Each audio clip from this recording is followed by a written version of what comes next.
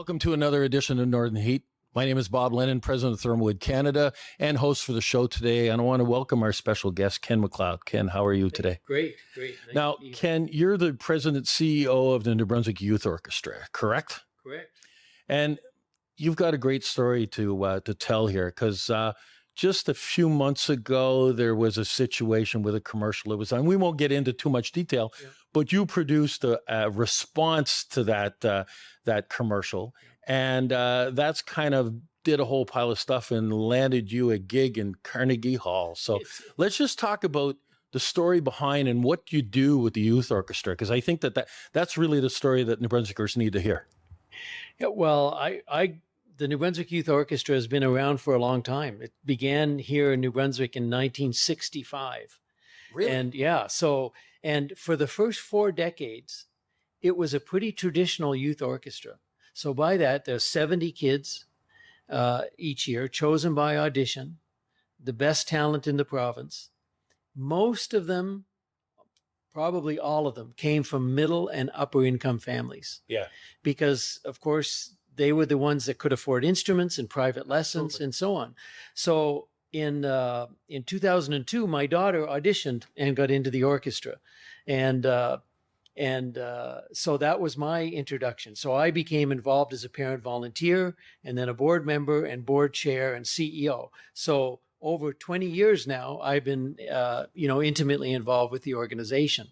And what I noticed, of course, is how much our kids were benefiting by their experience in the orchestra.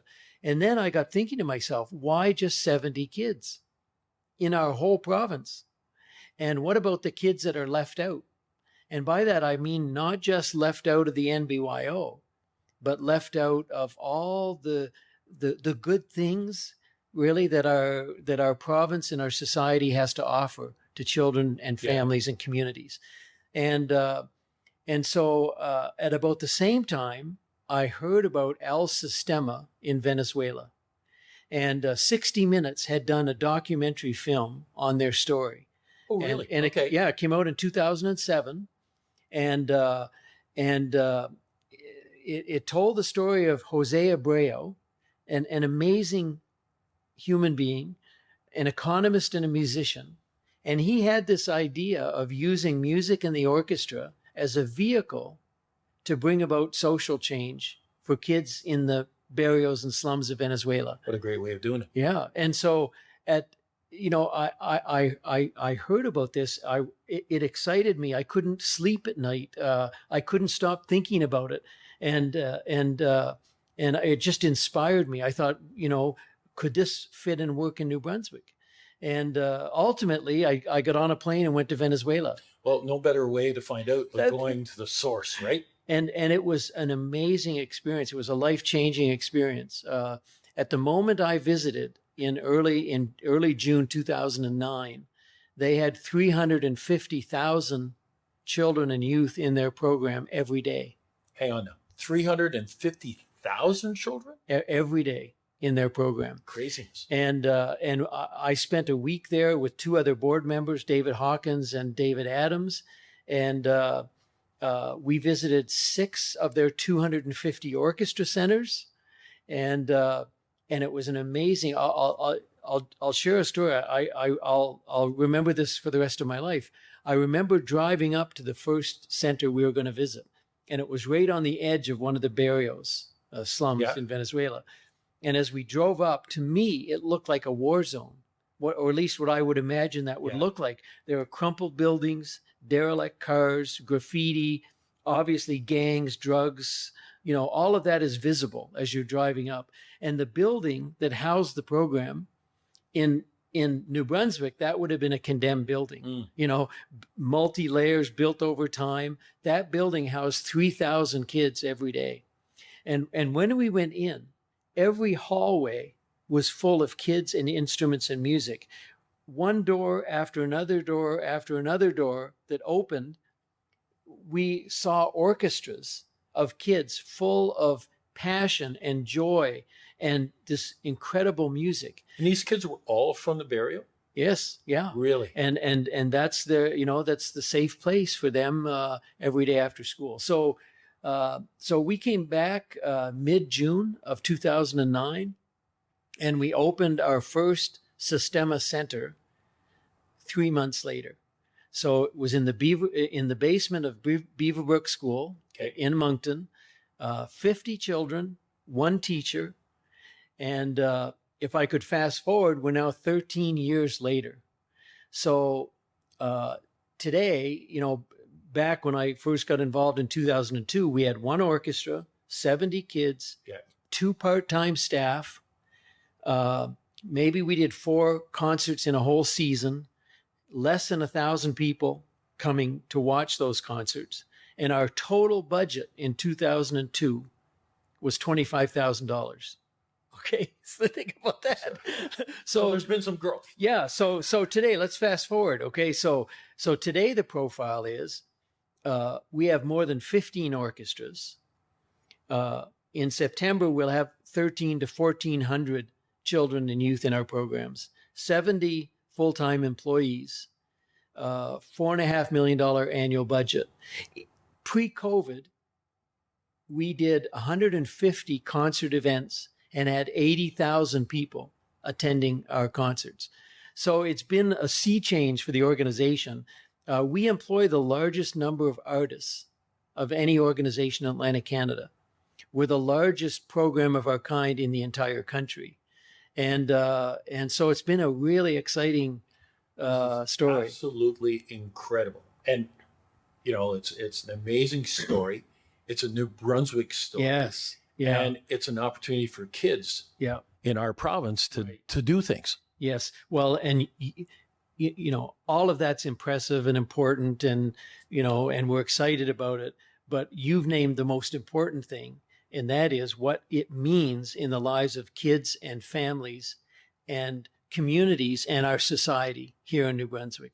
So, because the vision behind Sistema New Brunswick, again, as a program of the New Brunswick Youth Orchestra, the vision behind it is to provide access and opportunity for kids who otherwise would be left out. And I like to describe our secret sauce. What are the ingredients that make this so powerful and profound in terms of the outcome for kids? And actually, maybe before I even get there, I should say our results have been nothing short of profound over this past 10 years. Just a couple of examples. I can think of Evan, who started in our program that first year in the basement of Beaverbrook School. He was in grade 1, 6 years old, 2009. He's been in our programs for 12 years. The Children's Orchestra, Regional Youth Orchestra, Provincial Youth Orchestra. He graduated a year ago, and he just finished his first year studying astrophysics at St. Mary's. It's fantastic.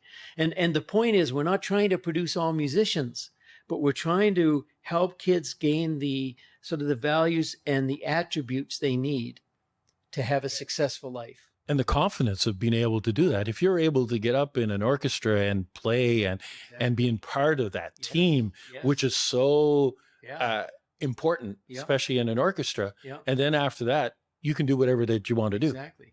And so we have two of our kids who are in medical science at Dal. We've got one doing linguistics at Memorial, another one doing social work at UDM. We've got a number of our students in music schools. Here's the exciting thing there. For the kids that want to pursue that as a career, they're getting entrance to the largest schools in Canada with the top scholarships. So the 3 biggest schools, McGill, U of T, Western, we have kids in those programs with top scholarships. So it's pretty exciting. So we're seeing these profound outcomes, and I would point to 4 things. We actually, Sistema was literally designed from the ground up to counter the negative impacts of being left out. Yeah. Okay. And being left out, that means economically disadvantaged, children of immigrant families, other sort of at risk. Everything you can think of. Right. And that's what we prioritize. So there's a couple of key ideas. One of them is inclusion. That's not so uncommon, but for us, that means we're going to give kids who otherwise wouldn't have a chance the opportunity to be involved. The second one is intensity. So for us, that means our kids participate 3 hours after school, 5 days a week, 10 months of the year. So That's a major commitment. that's 600 hours a year with a really experienced, knowledgeable teacher, right? So, and here's why we're so committed to this idea of intensity. I think all of us know that to get really good at something takes at least two things: time and effort. I don't think there's any other path to achievement. Is there? Time and effort. You've got to, there's no shortcut. I guess that's the key message, right? It's every day, every day, every day, every day. So what happens is, I call it this magical moment of self-awareness. And we see this in all of our kids. At a certain moment, it's like a light bulb, and they connect the dots between my hard work and effort every day and my achievement in music and as part of an orchestra. And it's like, I can do things, right? They understand their capacity as a human being, and that can be transformational. So that's such an important part of what we do. And then the third principle is excellence. So we believe that regardless of your background, you can achieve at the highest levels, right? It doesn't matter your economic status, where you come from, none of that. All kids have the capacity to be great. And so that infuses our thinking and our program. And the last one is we are ensemble based. So what I mean by that is our kids learn in groups from the first day and all the way through. So see, in a group setting, they're learning focus and discipline. They're learning to respect their seatmate. They're learning empathy as they work with others. They're learning teamwork and cooperation. So many important and positive attributes are gained in this context. And you put all that together, and it's not surprising that this experience is transformational in the lives of kids. Well, it's just an amazing, amazing story. And just to tie it all back is that you have an opportunity and you've been invited to go to Carnegie Hall. And when is that? Yeah, how cool is that? I love, the old saying, how do you get to Carnegie Hall? Yeah. Is practice, practice, practice. Well, that fits for us, doesn't it? Our kids are working hard every day. And so, we produced a 1-minute response to a television commercial that really disparaged young people and music. And so we thought, that's not the world that we know. We know the world of kids and talent and performance excellence. So we sort of felt compelled to reply to that. So we created this 1-minute video, and it literally went viral all over the world. Within 5 days of putting that up, we had a letter from the organizers of a performance event at Carnegie Hall, inviting us to participate in June of 2023. So it's called the Viennese Masters Orchestra Invitational. They have 4 orchestras chosen by audition, and they offered one of those 4 positions to the New Brunswick Youth Orchestra based on our 1-minute video response.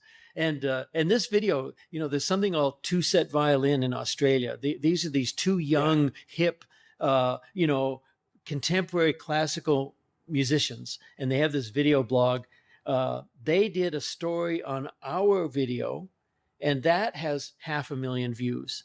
And then we've got Classic FM in the UK with 3 million subscribers. They did a story on our video. Anyway, it's been quite astonishing. But the result is our kids will be preparing all year, and then on the buses in New York and on the stage at Carnegie Hall in June. They say, a lot of people say often enough that there's nothing going on in New Brunswick, and what you're doing and the amount of kids that are involved in your program and what you're able to do for them and the talent that exists in our province. And the fact too, that you're able to use that 1-minute video out there to be able to get that word out. Yep. And so if anybody wants to just Google YouTube and just go New Brunswick Youth Orchestra, they should be able to find that, That's correct? right. Yeah, New Brunswick Youth Orchestra or Sistema New Brunswick. That will get you to our site. And I can't finish without making one more plug. So in the past year, we spent time thinking about what does the next chapter look like for Sistema New Brunswick. So we're at just over 1,000 kids. We know the impact. We know there's still too many kids left out. So back in November, so 6 months ago, we announced 10,000 children. So that's the next chapter for Sistema New Brunswick. We'll more than double in size to 2,400 kids every day. That's it. That's it. All right. Yeah. So we'll more than double in size to 2,400 kids every day. And over the life of the plan, we'll engage 10,000 New Brunswick children. That is a big number. It's going to be seen, heard, and felt in New Brunswick. That will be transformational in New Brunswick in terms of reducing, maybe for the first time in 3 decades, the child poverty level in our province. So it's pretty exciting.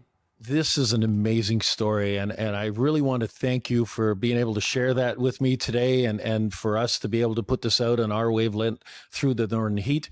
And listen, my hat's off to you, to all the volunteers that are with you, and I can't say it again. It's just absolutely amazing that this is happening. It's been done by New Brunswick and New Brunswickers. It's a really exciting and be proud story.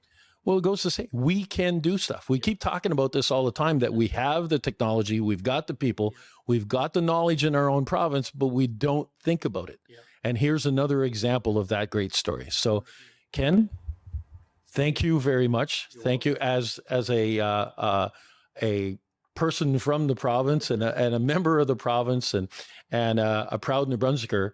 I appreciate all the work that you're doing here, and it's up to everybody else. And this is a situation that you can share.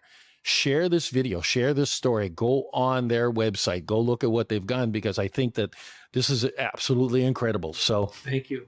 It's been a pleasure. Well, it's been a pleasure for me too. There we are. Another edition of Northern Heat for this week, the place you come to listen to the stories that haven't been discovered yet.